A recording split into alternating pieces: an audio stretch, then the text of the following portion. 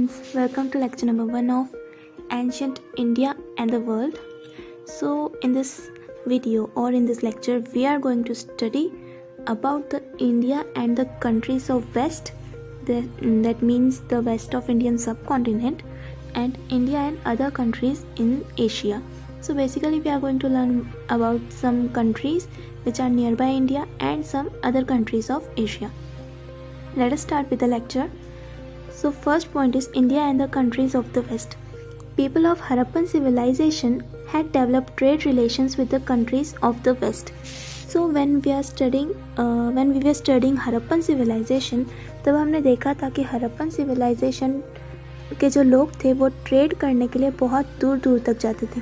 Like उनका जो trade था वो डिफरेंट कंट्रीज़ में फैला हुआ था. So they were also building up relations with that countries. Okay.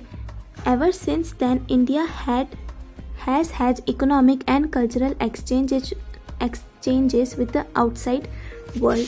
So what was India doing? India was culturally exchanging. See, अगर कोई कंट्री किसी दूसरे कंट्री के साथ ट्रेड कर रहा है तो इसका मतलब ये नहीं है कि सिर्फ वो ट्रेड कर रहा है.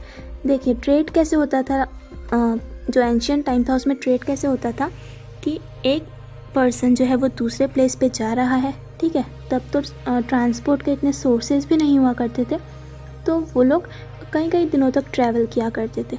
अब जब एक पर्सन एक प्लेस से दूसरे प्लेस तक जा रहा है तो वो पर्सन अकेला नहीं जाता, बल्कि अपने साथ वो कल्चर लेके जाता है, अपना ट्रेडिशन लेके जाता है, राइट. तो ऐसे ही जो हरप्पन सिविलाइजेशन का कल्चर था, जो उनका ट्रेडिशन था, वो दूर दूर तक फैलने लगा उनके ट्रेड के माध्यम से, उनके ट्रेड के मीडियम से.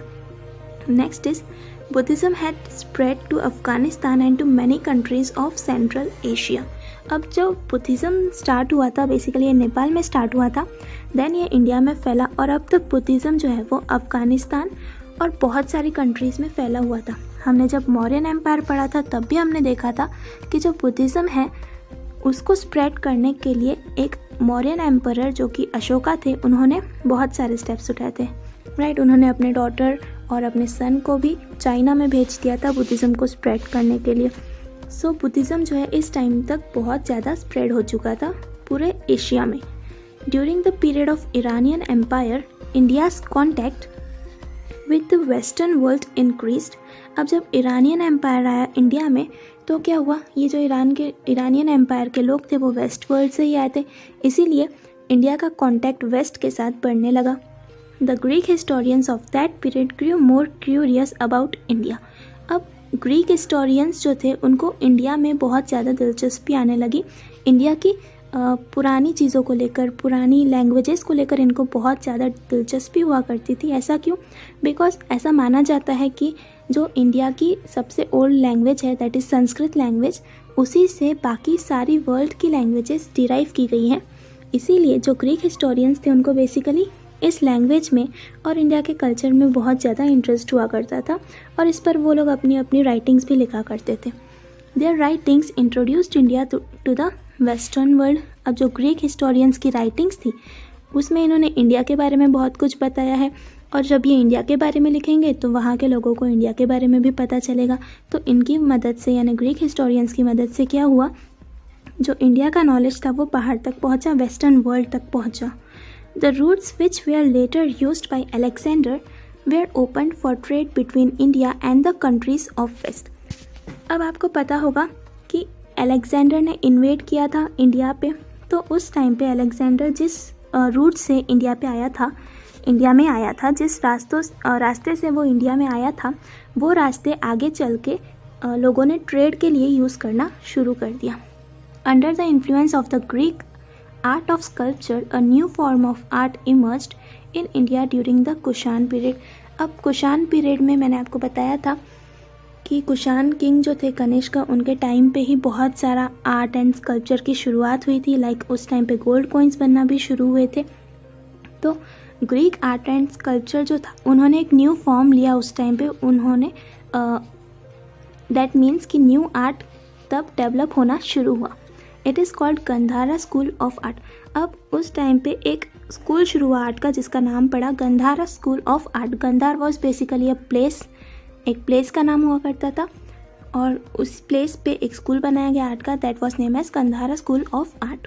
इन the Gandhar art school images of Gautam Buddha were mainly carve. तो उस स्कूल में जो गौतम बुद्धा की इमेजेस थी वो बहुत ज़्यादा कार्व की जाती थी, बनाना सिखाई जाती थी, बिकॉज गौतम बुद्धा जो थे वो बुद्धिज़्म के फाउंडर थे और बुद्धिज़्म तो आपको पता है पूरे कॉन्टिनेंट में फैला हुआ था, इनफैक्ट पूरे वर्ल्ड में फैला हुआ था।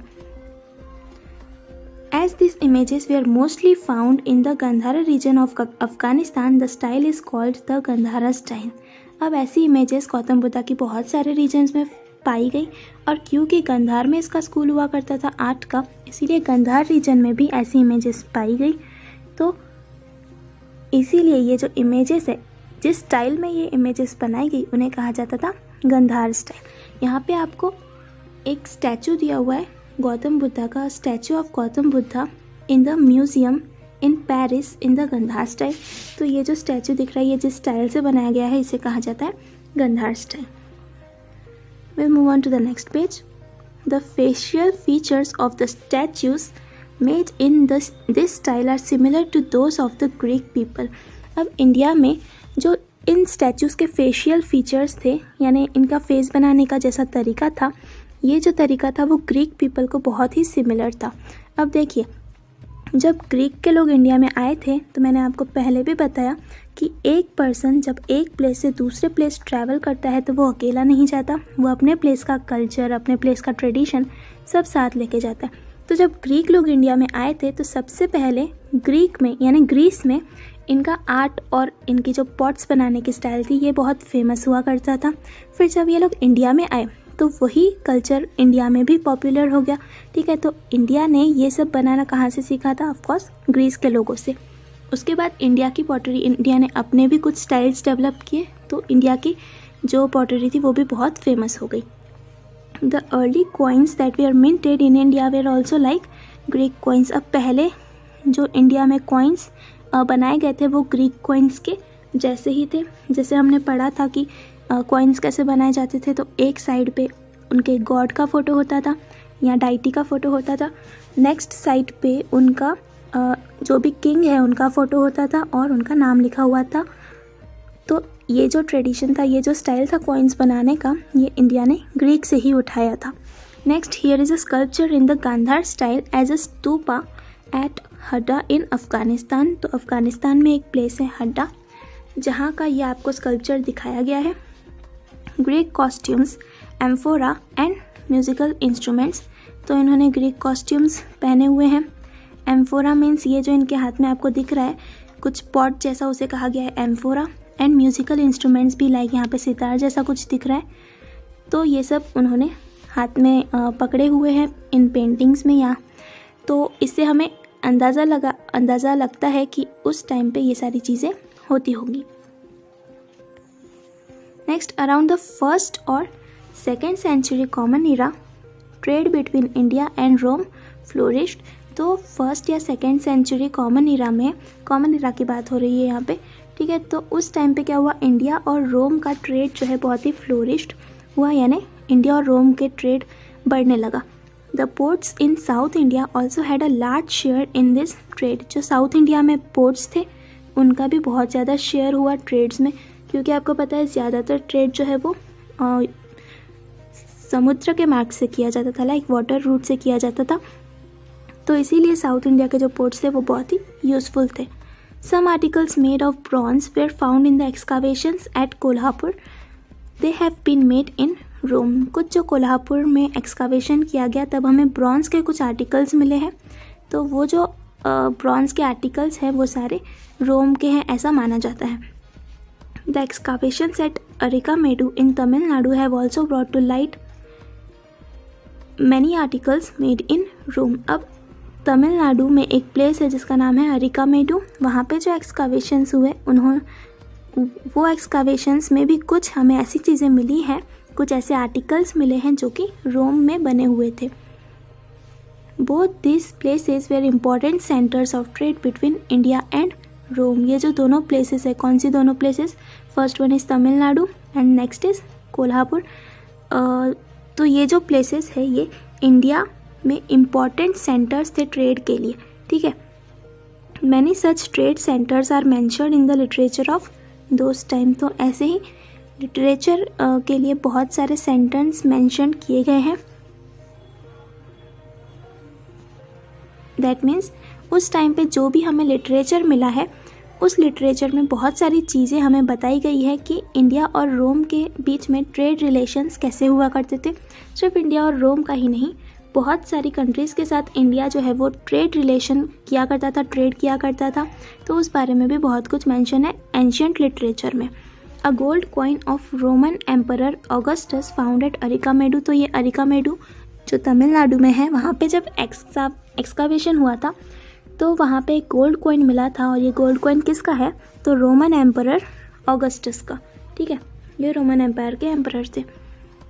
नेक्स्ट आपको यहाँ पे मैप दिया हुआ है अलग अलग कंट्रीज़ का। यहाँ पे देखिए ईरान है, अरबिस्तान है, ईस्ट अफ्रीका है, इजिप्ट है, तिब्बत, चाइना। तो सारी कंट्रीज़ के साथ इंडिया जो है ट्रेड किया करता था। और जो ग्रीन कलर से आपको यहाँ पे दिख रहा है डॉटेड लाइन से, ये सारे जो है ये ट्रेड के रूट्स है। तो इंडिया में आपको साउथ रीजन में दिख रहा होगा कि ट्रेड के कैसे कैसे रूट्स बन रहे हैं और कहाँ कहाँ तक ये जा रहा है। वैसे ही लैंड रीजन से भी इंडिया बहुत सारे रूट्स फॉलो किया करता था। Next is Alexandria was an important port in Egypt. The Arab merchants carry Indian goods up to Alexandria. अब इजिप्ट में एक पोर्ट था that was Alexandria. The Arab merchants carried Indian goods up to Alexandria. तो Arab merchants जो थे वो क्या करते थे? इंडिया की चीज़ों को अलेक्जेंड्रिया तक लेके जाते थे, ट्रांसफ़र किया करते थे, यानी ट्रेड किया करते थे ऐसा। From there they were sent to the countries in Europe. वहाँ से फिर क्या होता था? ये यूरोप में बेचा जाता था। मतलब इंडिया से जो गुड्स है उसको इजिप्ट में ले जाया जा रहा है और फिर इजिप्ट से ले जाकर उनको यूरोप में ट्रेड किया जा रहा है उनका। Besides Indian goods, the Arabs also conveyed Indian philosophy and science to Europe. अब फिर से अरब्स जब इंडिया से गुड्स को लेके जा रहे हैं इजिप्ट तक, तो साथ साथ में सिर्फ गुड्स ही नहीं, सिर्फ आर्टिकल्स ही नहीं, वो इंडिया की फ़िलोसॉफी भी वहाँ पे जाकर ट्रांसफ़र करते थे और इंडिया का जो भी साइंस है वो भी वो लोग यूरोप में जाके बताया करते थे। तो ऐसे क्या हुआ, ऐसे इंडिया की जो भी फ़िलोसॉफी थी, जो भी माइंडसेट था, जो भी थिंकिंग थी, वो सब यूरोप में ट्रांसफ़र होने लगी, बाकी कंट्रीज़ में ट्रांसफ़र होने लगी। The concept of zero is one of the India's major contributions to the world. आपको पता है ज़ीरो का इन्वेंशन किसने किया था? आर्यभट्ट ने, जो कि माना जाता है कि इंडिया के ही एक साइंटिस्ट थे। तो नंबर सिस्टम भी इंडिया से ही शुरू हुआ है और फिर बाकी कंट्रीज़ को भी इसका नॉलेज मिला।